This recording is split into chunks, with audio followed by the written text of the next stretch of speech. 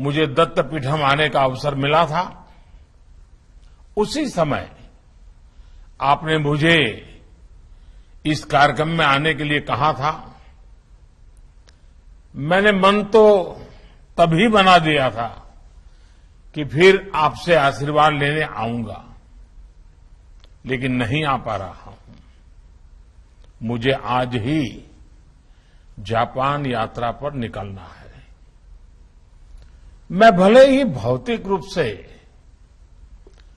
दत्तपीठम के इस भव्य कार्यक्रम में उपस्थित नहीं हूं, लेकिन मेरी आत्मिक उपस्थिति आपके बीच ही है। श्री गणपति सच्चिदानंद स्वामी जी को मैं इस शुभ पल पर बहुत बहुत शुभकामनाएं देता हूं, प्रणाम करता हूं। जीवन के 80 वर्ष का पड़ाव बहुत अहम होता है। 80 वर्ष के पड़ाव को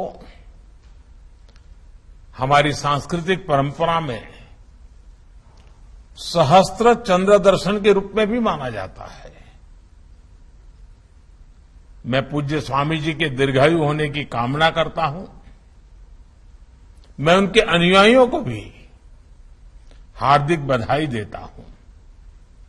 आज पूज्य संतों और विशिष्ट अतिथियों द्वारा आश्रम में हनुमत द्वार, एंट्रेंस आर्च का लोकार्पण भी हुआ है।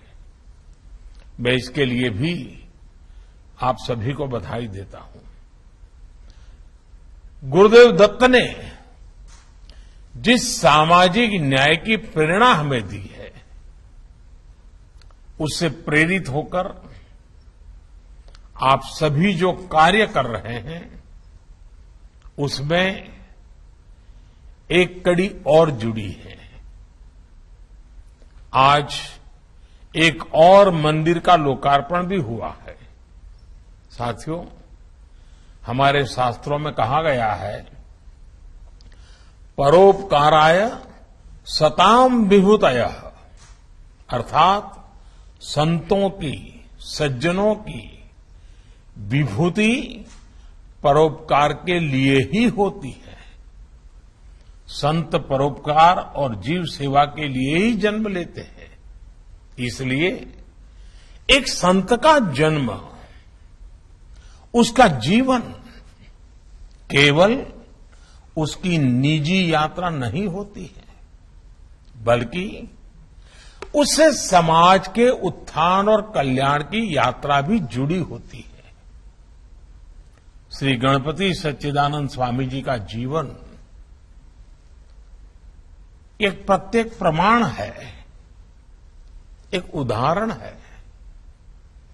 देश और दुनिया के अलग अलग कोनों में अनेकों आश्रम, इतनी बड़ी संस्था, अलग अलग प्रकल्प, लेकिन सबकी दिशा और धारा एक ही है, जीव मात्र की सेवा, जीव मात्र का कल्याण। भाई और बहनों, दत्तपीठम के प्रयासों को लेकर मुझे सबसे अधिक संतोष इस बात का रहता है कि यहां आध्यात्मिकता के साथ साथ आधुनिकता का भी पोषण होता है।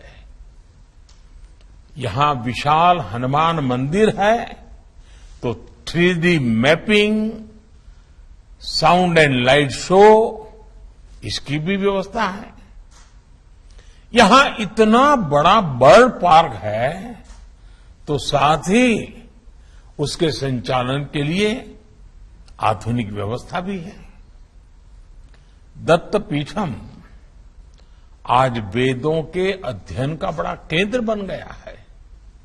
यही नहीं, गीत, संगीत और स्वरों का जो सामर्थ्य हमारे पूर्वजों ने हमें दिया है, उसे लोगों के स्वास्थ्य के लिए कैसे प्रयोग किया जाए, इसे लेकर स्वामी जी के मार्गदर्शन में प्रभावी इनोवेशन हो रहे हैं।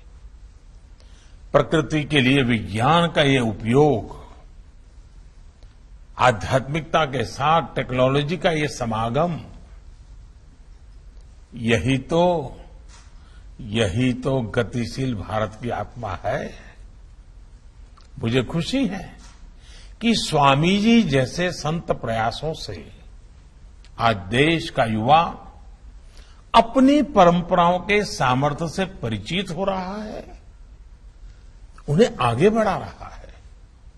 साथियों, आज हम स्वामी जी का 80वां जन्मदिन एक ऐसे समय में मना रहे हैं जब देश अपनी आजादी के 75 साल का पर्व मना रहा है। हमारे संतों ने हमेशा हमें स्व से ऊपर उठकर समस्त के लिए काम करने के लिए प्रेरणा दी है। आज देश भी हमें सबका साथ, सबका विकास, सबका विश्वास और सबका प्रयास के मंत्र के साथ सामूहिक संकल्पों का आह्वान कर रहा है। आज देश अपनी प्राचीनता को संरक्षित भी कर रहा है, संवर्धन भी कर रहा है और अपनी नवीनता को, आधुनिकता को ताकत भी दे रहा है। आज भारत की पहचान योग भी है और यूथ भी है। आज हमारे स्टार्टअप्स को दुनिया अपने फ्यूचर के तौर पर देख रही है। हमारी इंडस्ट्री, हमारा make in India global growth के लिए उम्मीद की किरण बन रहा है। हमें अपने इन संकल्पों के लिए लक्ष्य बनाकर काम करना होगा और मैं चाहूंगा कि हमारे आध्यात्मिक केंद्र इस दिशा में भी प्रेरणा के केंद्र बने। साथियों, आजादी के 75 साल में हमारे सामने अगले 25 वर्षों के संकल्प है, अगले 25 वर्षों के लक्ष्य है। मैं मानता हूं कि दत्त पीठम के संकल्प आजादी के अमृत संकल्पों से जुड़ सकते हैं। प्रकृति के संरक्षण, पक्षियों की सेवा के लिए आप असाधारण कार्य कर रहे हैं। मैं चाहूंगा कि इस दिशा में कुछ और भी नए संकल्प लिए जाएं। मेरा आग्रह है कि जल संरक्षण के लिए, हमारे जल स्रोतों के लिए, नदियों की सुरक्षा के लिए, जन जागरूकता और बढ़ाने के लिए हम सब मिलकर के काम करें। अमृत महोत्सव में हर जिले में 75 अमृत सरोवर का भी निर्माण किया जा रहा है। इन सरोवरों के रखरखाव के लिए, उनके संवर्धन के लिए भी समाज को हमें साथ जोड़ना होगा। इसी तरह स्वच्छ भारत अभियान को सतत जन आंदोलन के रूप में हमें निरंतर आगे बढ़ाना है। इस दिशा में स्वामी जी द्वारा सफाई कर्मियों के लिए किए जा रहे योगदानों और असमानता के खिलाफ उनके प्रयासों की मैं विशेष सराहना करता हूं। सबको जोड़ने का प्रयास, यही धर्म का वास्तविक स्वरूप है जिसे स्वामी जी साकार कर रहे हैं।